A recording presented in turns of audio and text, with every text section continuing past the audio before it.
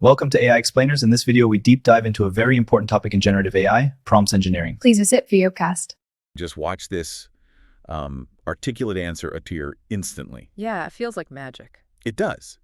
But for most people, the results, they plateau pretty quickly, moving past write me an email to something like critically analyze this Q4 sales data, Right. presenting 3 risk factors in the voice of a hyper-skeptical CFO. I mean, that requires completely different leverage. It's a totally different skill. It's like the difference between driving a car in first gear and actually mastering the whole manual transmission. It's a great analogy. Most users, even the regular ones, I'd say they only tap into about 10% of its capability. They treat the AI like a high-speed search engine. Instead of a partner. Exactly. Not a customizable cognitive partner. And to unlock that other 90%, you need these specific key inputs, the kind that control not just what the AI says, but how it processes, who it pretends to be, and even why it chooses certain words. And that is our mission today. We are taking a deep dive into what is basically the user's ultimate cheat sheet for advanced generative AI. We're treating our source material here as a quick start guide to advanced prompt engineering. And system control. And system control. If you can master these concepts, you immediately move from being a novice user to, well, a true AI architect. It gives you a huge practical advantage. Okay, so to start this journey, we have to lay a clear foundation. The terminology can be, let's be honest, a little overwhelming. For sure. So let's clarify the key concepts first. At the very core, you have the large language model, the LLM. Okay. Think of the LLM as the fundamental brain, this massive neural network that's been trained on, just an unfathomable amount of text. So the LLM is the brain. Yeah. What about the AI models then? Those are the specific platforms, like ChatGPT or Claude. They kind of sit on top of that LLM brain, and they have different training data, different guardrails, different personalities even. They're the application layer. Got it. And generative AI is just the umbrella term for any AI that creates new original content. It's not just analyzing a spreadsheet. It generates something novel. Which brings us to what might be the highest leverage skill in this entire space, prompt engineering. Right. This is the art of crafting your inputs to precisely guide the AI's text generation. It's like the code you write to run the brain, making sure the AI delivers exactly what you need. Rather than just what it thinks you asked for. Precisely. Yeah. And underpinning all of this is training. This ongoing, continuous process of feeding LLMs massive amounts of data to constantly improve their ability to understand context. Okay, so now that we have the definitions locked down, let's jump into section 1, the science of control. This is where we learn to control the AI's predictability and, really fascinatingly, its personality. We're talking about the famous temperature dial. This setting is probably the single most important parameter for controlled creativity. It's an internal setting, right? It modulates the randomness versus the determinism of the output. I like to think of it as a thermostat for creativity. That's a perfect way to describe it. If you need hyper-focused analysis, you just turn the temperature down. Exactly. Our source material shows this dial that ranges from 0.1, which is the extremely focused, highly deterministic end, Super logic. all the way up to 1.0, which is maximum randomness, creativity, and, it'll go off on tangents. So setting the temperature at point 1 is like asking the AI to deliver the single most statistically likely, safest, most standard answer possible. Yeah. So if you're asking to write code or debug a function or summarize some complex legal text, you want that low temperature. You need precision, not poetry. Exactly. And if you set it high, say 1.0, you're basically telling the AI to explore these highly abstract, wildly tangential, less predictable ideas. If point 1 is drafting a legal contract. Then 1.0 is like giving a brilliant but maybe slightly distracted poet a pen and just letting them wander. Right. And the materials we reviewed suggest point 7 as a pretty solid midpoint if you need some randomization without totally losing focus. Perfect for, say, brainstorming marketing slogans or drafting a creative story outline. That level of subtlety, the ability to dial in the exact level of creative risk, that is what separates advanced users. But, okay, beyond just creativity, the source outlines methods for unlocking specific system behaviors, what they call jailbreaks. Right. These are advanced inputs designed to bypass the standard safety guardrails or unlock these specialized, almost metacognitive modes. And it's not always about trying to get the AI to say something bad, right? No, not at all. More often, they are specific structures that force the system into a non-standard operating mode, which can facilitate this deeper, more specialized, multi-layered processing. So we start with simple things, like role-play jailbreaks. Where you just force the AI to forget its normal rules by assuming an identity. But then it gets into these really abstract and meta concepts. Yes, like engineering mode or structures that force what we call layered cognition, like a dream within a dream or an LLM within an LLM. Wait, a dream within a dream? That sounds like pure science fiction. I mean, what complex task does simulating a nested reality actually help us achieve? Well, think of it this way. Complex tasks often require multiple steps of internal analysis. First, analyze the data. Second, identify logical errors. Third, synthesize a solution. Okay, and normally you'd have to prompt for each step. Right. When you force an LLM within an LLM, you're essentially telling the AI to simulate an internal consultant that reviews the primary response before it even gives it to you. Ah, so it's useful for self-correction. Exactly. Or complex logical analysis, or even deep ethical review, where the system needs to evaluate its own output against a second internal constraint. So it's a self-auditing tool, not just a generation tool. Yeah. I'm also intrigued by these other technical concepts listed, like the neural network translator and the token system. We hear token all the time, but for someone listening who isn't deep in the weeds, what are they? That's a great question. Tokens are. Think of them like the AI's individual Scrabble tiles or syllables. They're the basic atomic units of language that the AI uses to build words and sentences. So when I type a prompt, The AI translates your language into these tokens.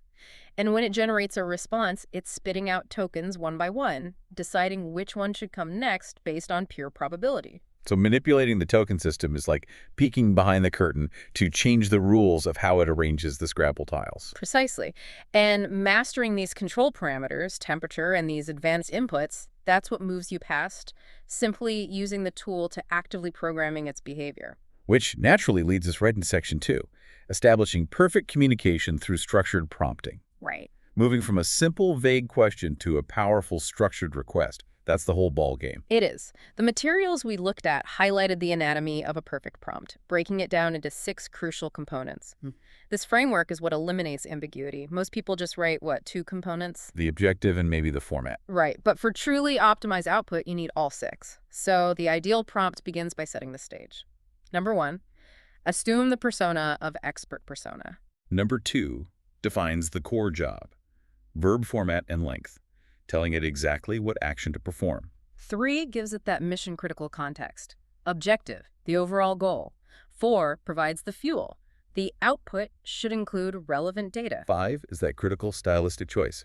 The writing style is tone of voice. And finally, number 6, who is this for?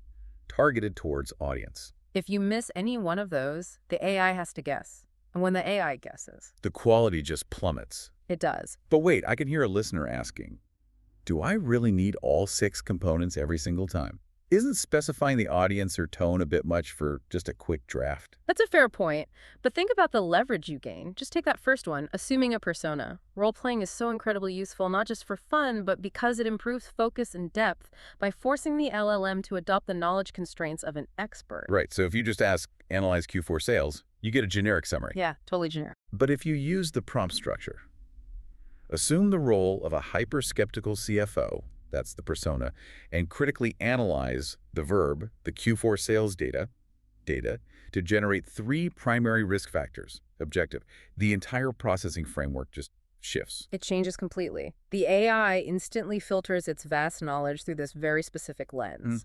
Financial risk, skepticism, high-level corporate concerns, that's the power of constraints. And the materials listed some fantastic roles, not just act like Elon or act like Steve Jobs, but also highly functional ones like act like a consultant or... Act like an etymologist or act like a science tutor. I actually tried the etymologist role last week. I asked it about the word salary, and instead of just giving me a definition, it launched into this fascinating historical narrative about Roman soldiers being paid in salt. See, that depth is impossible with a standard query. It turns a definition into an education. And once the AI has that role, you need to dictate the style.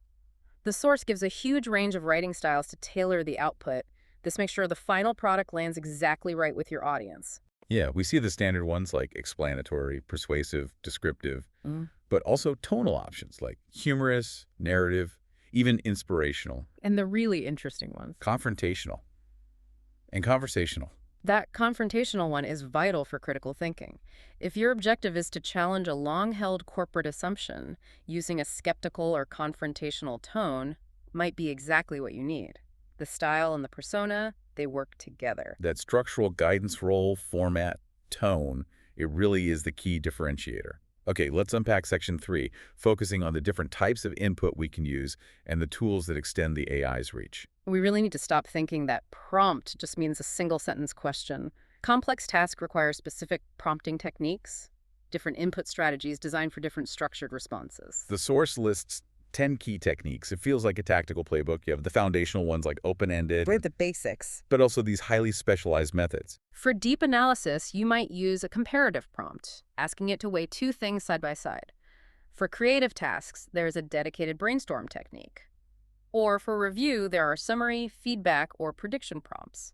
I think one of the most powerful and often overlooked is using fill-in-the-blank or multiple-choice prompts.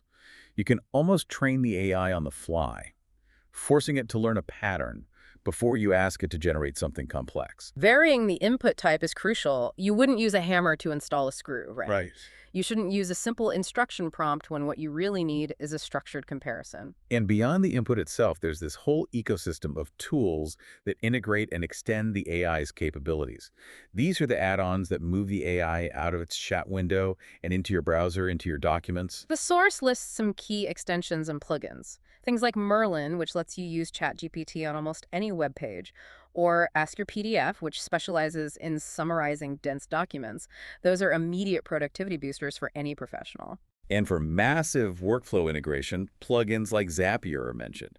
That allows the AI to automate tasks across different apps. It's incredible. And others like Mixerbox One Player and ShowMe point to this expanding role of AI in multimedia and content visualization. But stepping back, we have to remember ChatGPT is just one star in a rapidly growing galaxy. It's so critical to remember that. The principles of prompt engineering apply everywhere, but the output will differ based on the platform. The source gave a really robust list of alternatives.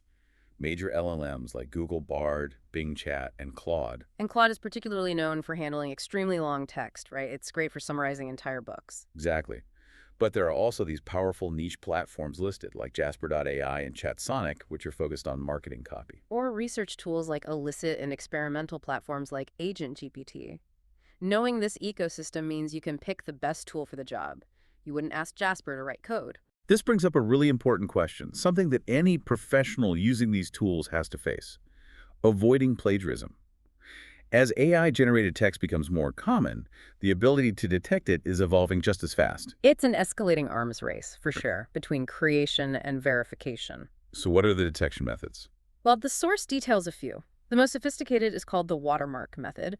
It suggests the AI subtly embeds an undetectable statistical signature, like a secret repeating pattern of word choice, into the text. A signature that basically tells the detector, I generated this. Exactly. And then you have more straightforward AI detector tools that just look for the common patterns and sentence structures of synthetic language. And on the other side, the material-listed methods users employ to reduce that detectability, humanization tools. Yes, references to platforms like GPT- and Tracimo AI.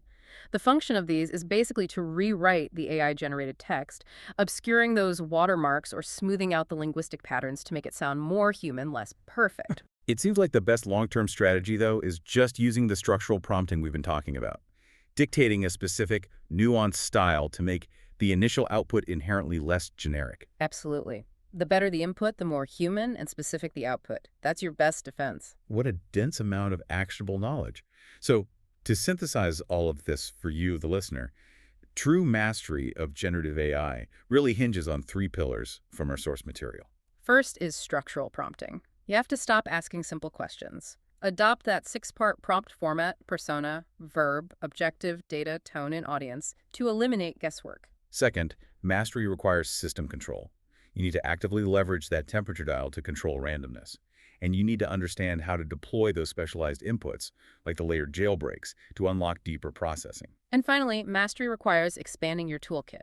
That means knowing the different prompting techniques, using comparative inputs when you need them, and integrating extensions like Merlin or specialized alternatives like Claude or Jasper into your workflow. That covers the how, the what, and the why.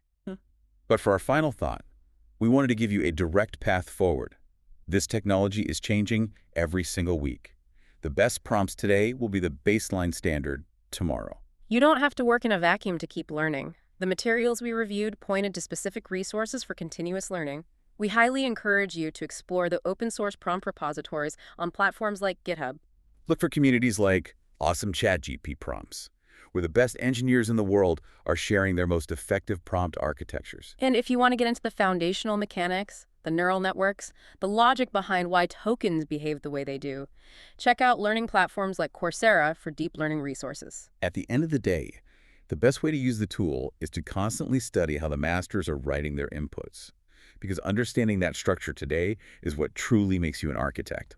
Dive deep.